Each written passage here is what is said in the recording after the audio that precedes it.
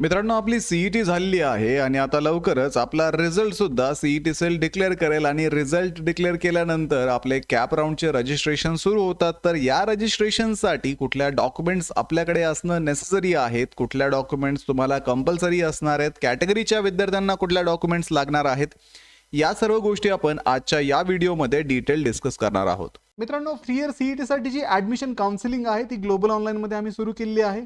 या काउन्सिलिंग मध्ये तुम्हाला 1-on-1 काउन्सिलर ऍक्सेस दिला जातो. याच्यामध्ये तुम्हाला तुमच्या ऍडमिशन प्रोसेसमध्ये प्रत्येक स्टेपवरती तुम्हाला गाईड केलं जातं. तुमचे पर्सेंटाईल पाहून तुम्हाला कुठल्या कॉलेजला ऍडमिशन घेण्याची अपेक्षा आहे आणि तुम्हाला कुठलं कॉलेज भेटू शकतं याविषयी आमचे काउन्सिलर तुमच्यासोबत डिस्कशन करतात. तसेच तुमच्या कॅप राऊंडमध्ये जे कॉलेज सिलेक्शन असतं ते सिलेक्ट करण्यासाठी प्रिव्हियस इयरचा कॉलेजचा कट ऑफ अनालाइज करून तुम्हाला एक कॉलेजची लिस्ट दिली जाते. तसेच विद्यार्थी मित्रांनो, डॉक्युमेंट व्हेरिफिकेशन असेल आणि कुठल्या राऊंडमध्ये तुम्ही ऍडमिशन फायनल करायला पाहिजे याचा डिसिजन देणं असेल, या सर्व गोष्टी या काउन्सिलिंग मध्ये आमचे काउन्सिलर करतात. तर ही काउन्सिलिंग जॉईन करण्यासाठी तुम्ही स्क्रीनवरती दिलेल्या नंबरवरती व्हॉट्सअप करू शकता किंवा कॉल करून काउन्सिलिंग विषयी इन्क्वायरी सुद्धा करू शकता.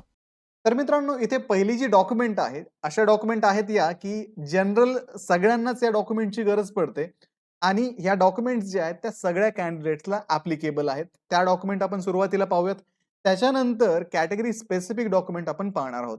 तर सगळ्यात पहिलं म्हणजे तुमची फोटोग्राफची स्कॅन कॉपी इथे तुम्हाला लागणार आहे. फाईल साईज इथे 20 KB ते 50 KB पर्यंत लागते. त्याच्यानंतर फॉर्मॅट जो आहे फोटोचा तो JPEG किंवा JPG फॉर्मॅटमध्ये हा फोटो लागतो. त्यानंतर विद्यार्थी मित्रांनो, तुमच्या सिग्नेचरची इमेज इथे लागते. सिग्नेचर ही व्हाईट पेपरवरती ब्लॅक किंवा ब्ल्यू पेनने करावी लागते आणि त्याची फाईल साईज 10 ते 20 KB पर्यंत आणि फॉर्मॅट JPG किंवा JPEG लागतो.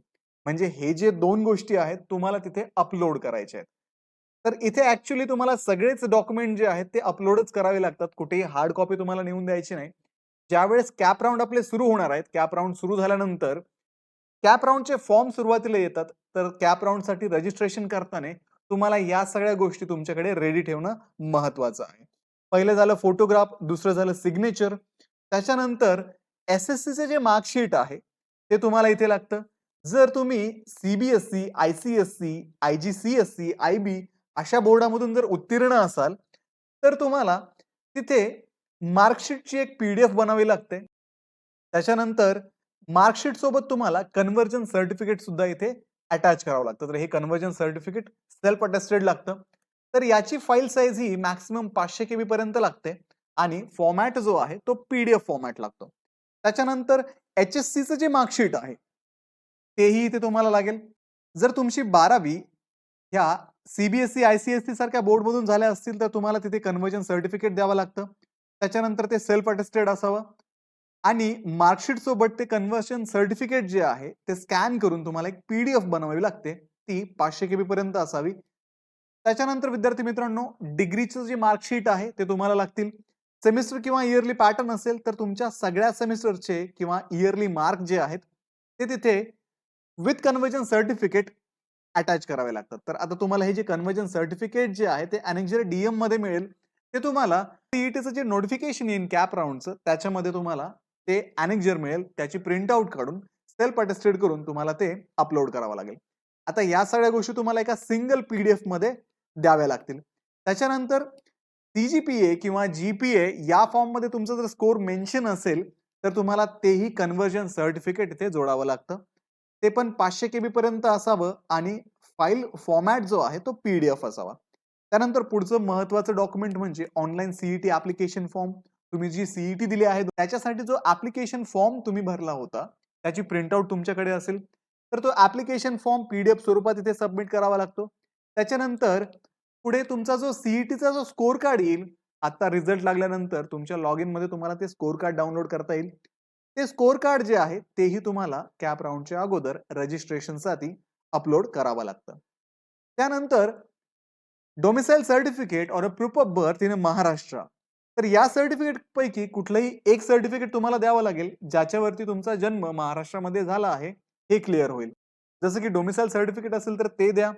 बर्थ सर्टिफिकेट जर असेल तर तेही चालेल. स्कूल लिव्हिंग सर्टिफिकेट पण चालेल. त्याच्यानंतर community nativity date of birth certificate हेही चालेल. फाईल साईज ही 500 KB पर्यंत असावी आणि PDF फॉर्मॅटमध्ये तुमचं हे डॉक्युमेंट असावं. त्याच्यानंतर मित्रांनो, हे जे सगळे डॉक्युमेंट आहेत, हे सगळे डॉक्युमेंट हे जनरली सगळ्यांना ॲप्लिकेबल आहेत. तर त्याच्यामध्ये कुठले पाहिले आपण?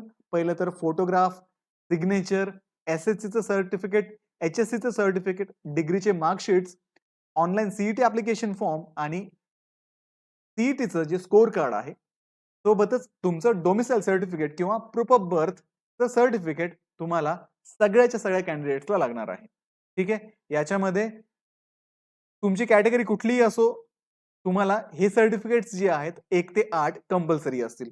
त्याच्यानंतर पुढे कॅटेगरी स्पेसिफिक डॉक्युमेंट आहेत. आता महाराष्ट्र स्टेट कॅन्डिडेटसाठी टाइप ए कॅन्डिडेट ते आहेत. त्यांच्यासाठी any one of the following सांगितलंय, म्हणजे एकतर डोमिसाइल सर्टिफिकेट तुम्ही देऊ शकता, birth certificate, school leaving certificate, community nativity and date of birth certificate, जे आपण 8 नंबर मध्येच पाहिलंय, तर तुम्हाला इथे हे अप्लिकेबल आहे. त्याच्यानंतर टाइप बी कॅन्डिडेट जे असतील त्यांच्यासाठी वडिलांचं डोमिसाइल सर्टिफिकेट किंवा आईचं डोमिसाइल सर्टिफिकेट तुम्हाला इथे जोडावं लागेल. टाइप सी कॅन्डिडेटसाठी प्रोफार्मा ए जो आहे, सर्टिफिकेट फ्रॉम एम्प्लॉयर, हा प्रोफॉर्मा ए जो आहे तुम्हाला ज्यावेळेस कॅप राऊंडचं डॉक्युमेंटचं जे नोटिफिकेशन येईल त्याच्यामध्ये हा प्रोफॉर्मा ए दिलेला असेल, तो तुम्ही इथे भरून द्यायचा आहे. त्याच्यानंतर तुम्हाला इथे अटेस्टेड कॉपीज जोडायच्या ट्रान्सफर ऑर्डर आणि जॉईनिंग रिपोर्टच्या.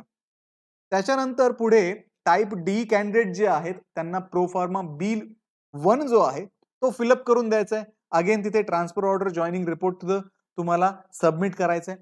त्याच्यानंतर प्रोफॉर्मा B1 किंवा B2 इथे सबमिट करावं लागतं.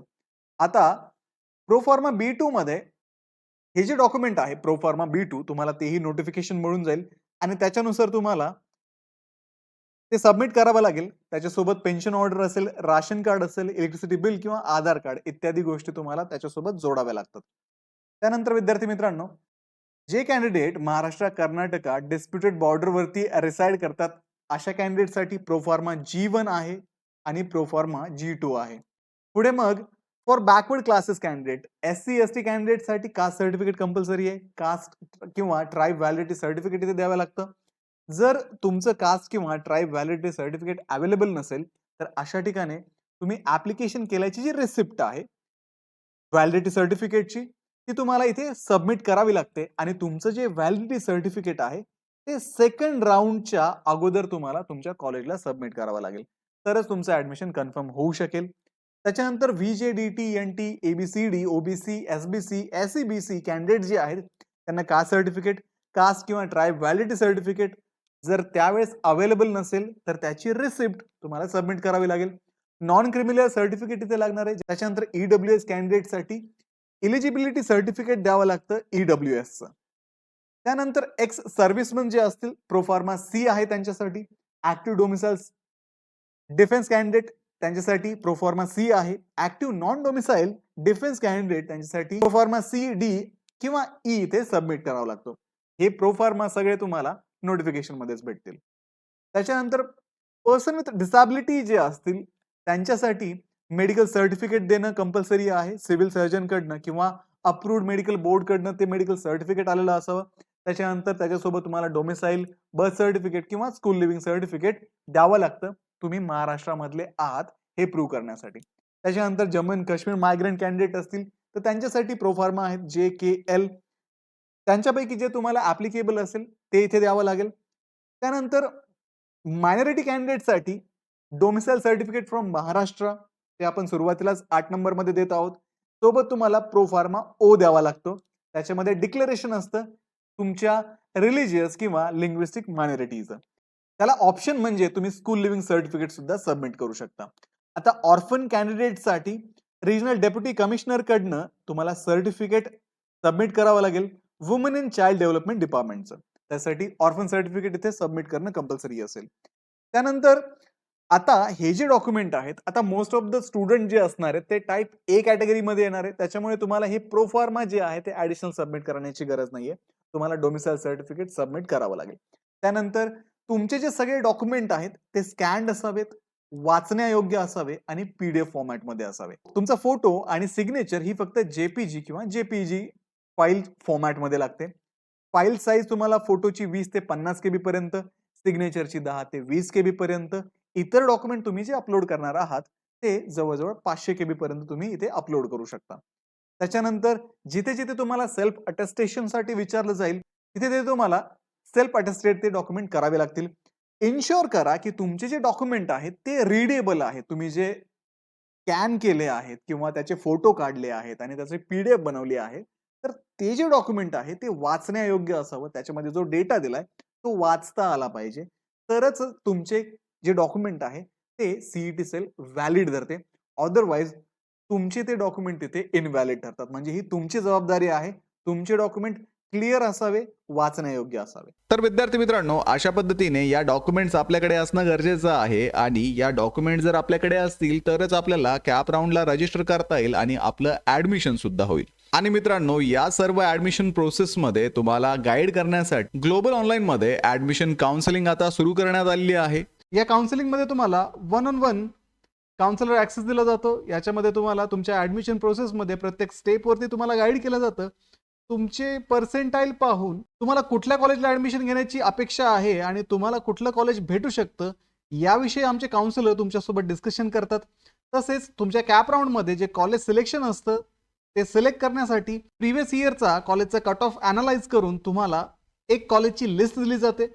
तसेच विद्यार्थी मित्रांनो, डॉक्युमेंट व्हेरिफिकेशन असेल आणि कुठल्या राऊंडमध्ये तुम्ही ऍडमिशन फायनल करायला पाहिजे याचा डिसिजन देणं असेल, या सर्व गोष्टी या काउन्सिलिंगमध्ये आमचे काउन्सिलर करतात. तर ही काउन्सिलिंग जॉईन करण्यासाठी तुम्ही स्क्रीनवरती दिलेल्या नंबरवरती व्हॉट्सअप करू शकता किंवा कॉल करून काउन्सिलिंग विषयी इन्क्वायरी सुद्धा करू शकता. तर व्हिडिओला लाईक करा, तुमच्या मित्रांना हा व्हिडिओ शेअर करा, ग्लोबल ऑनलाईनला आत्ताच सबस्क्राईब करा. भेटूया पुढच्या व्हिडिओमध्ये. तोपर्यंत ऍडमिशनची तयारी सुरू ठेवा. थँक्यू.